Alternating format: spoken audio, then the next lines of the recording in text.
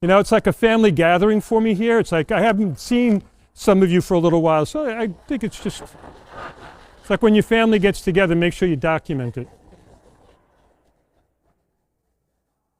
Now probably the important one, hold on.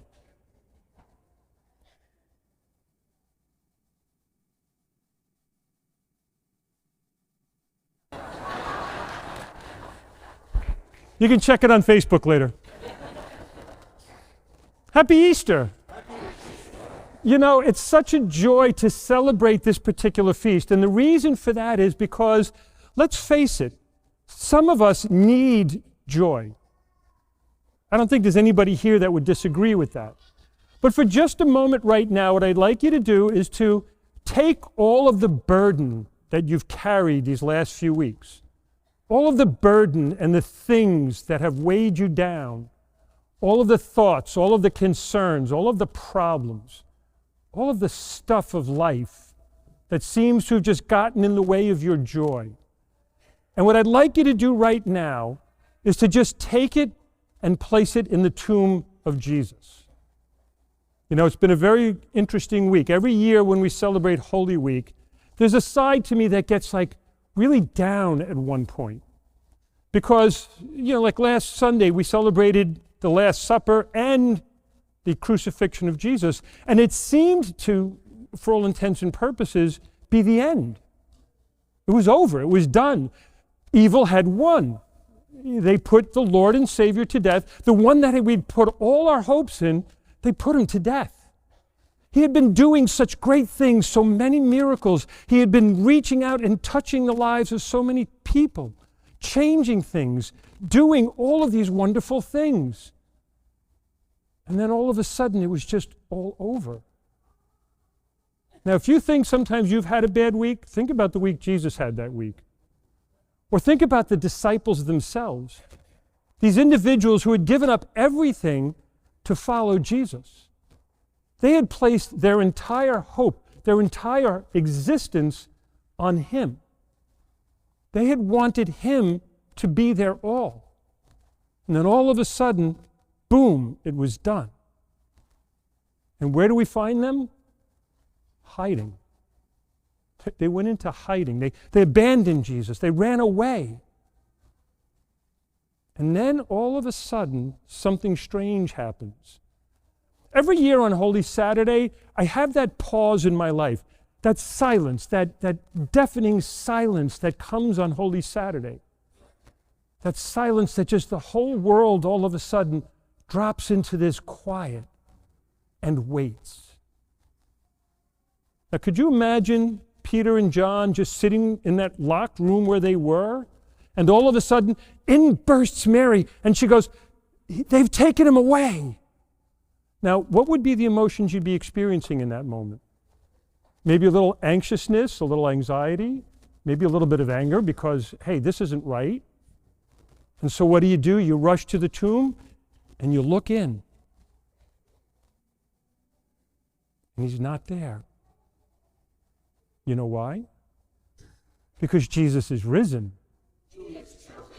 Those are my plants over there. Now you got to say he's truly risen, because if you don't say it, you don't get the joy. Jesus is risen. And that, my dear brothers and sisters, is the proclamation of all proclamations. It's what we Christians celebrate every day, every week, every hour. We celebrate the fact that this one, this Jesus, he truly is the one. We establish that. Jesus truly is Lord and Savior, and he did what no other person ever did. He rose from the dead. And last week we were asking that question. You know, we're very good at dwelling on the death of Jesus, and we ended our time together saying, were you there? Were you there when they crucified him? Were you there when they laid him in the tomb? And that's a wonderful thing to do, because it brings us into the mystery of the passion of Jesus Christ, the sacrifice, the execution turned into a sacrifice. It brings us into that. But why is it that we never ask ourselves that same question about Easter?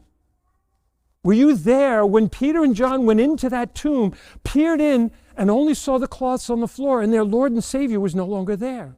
Were you there? Because you're here now. If that tomb wasn't empty, you wouldn't be here. If that tomb had not been empty that morning, you wouldn't be here. Think about it, my dear brothers and sisters. It's a game changer. It's an absolute game changer.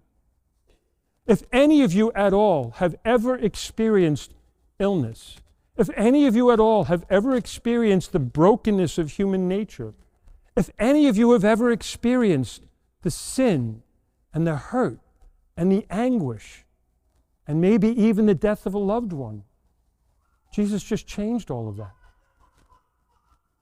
I wonder sometimes why we carry our burden. By placing ourselves with the disciples, with Jesus in the empty tomb, by placing ourselves there, what a difference maker. We should have that resurrected joy. So I ask you right now, what do you want? What did you come looking for? The tomb is empty. He's not there. Were you there to see it? No, nobody was. And yet we know it happened. We know that no other event in all of human history could come even close to the resurrection of Jesus Christ from the dead. No other event could be so spectacular, so grace-giving, so wonderful as our reminder, our, if you will, gift from God that says, I've got it. I love you. Stop carrying those burdens and give them to me. And so if you want joy this morning, and I know you do, if you want that peace, and I know you do, place it all in the empty tomb and let Jesus give back to you the gift of hope, the gift of love, the gift of mercy, the gift of reconciliation, the gift of the Eucharist, the gift that makes us whole. And so I ask you to make a commitment right now. Easter is a 7-week season. For the first 3 weeks at least, we're going to reflect on, were you there? Did you get it? Like next week, we're going to have the disciples again locked up, and Jesus is now actually going to appear to them and offer them, guess what he's going to offer them? Do you want it? It's called peace. He's going to say peace. He's going to offer them the power to forgive sins. Isn't forgiveness where peace comes from? When we reconcile with one another? When we make up for our amends? When we turn to God? Yes, that's what it's all about. Peace, he'll say. And then you get the belligerent Thomas who wasn't there. Good old Thomas. I wasn't there. I won't believe it. I refuse. Until I get to touch him myself. And the disciples will say, well, were you there? No, you weren't. So maybe he didn't want you to be there. Who knows? As you know, he eventually does get to be there. But then that great reading, The Road to Emmaus, the two disciples who were blind, they didn't even see Jesus right in front of them. Do you want joy? Do you want peace? Then start seeing Jesus in your midst. Maybe you weren't there on the road, but he's walking this journey with you. Why do you keep looking past him? Why do you keep letting your own grief, your own pain, your own suffering not let you see him? So look and see. Jesus is risen. See, I caught you off guard over here. He is truly risen. And my dear brothers and sisters, that in itself gives me such a sense of joy. All that I've done these past 6 weeks of Lent to prepare for this moment now becomes real to me, because it's no longer me, it's him. No longer I that have to be in control. I can let him be in control. And guess what? When he's in control, it's all good.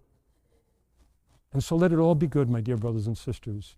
Easter is a time of joy. It's a time of rejoicing. It's a time when we say to the Lord, thank you. Thank you for taking that burden from me. Thank you for taking that grief from me. Thank you for taking that hopelessness from me. Thank you for taking all of those 7 wounds that we prayed about during Lent. Thank you for taking them and changing them. Miracles do happen. And I believe that today there's going to be a miracle for you. You know what you need. You know what you want. But let him touch your heart today, and you will experience a tremendous miracle. So once again, my dear brothers and sisters, I wish you a most happy Easter. I wish you that time, that grace with your family today, with your friends today, with your community today. I wish you in all of that an experience of the risen Lord, so that you can find that true peace that your heart so desperately longs for, so desperately needs. God bless you.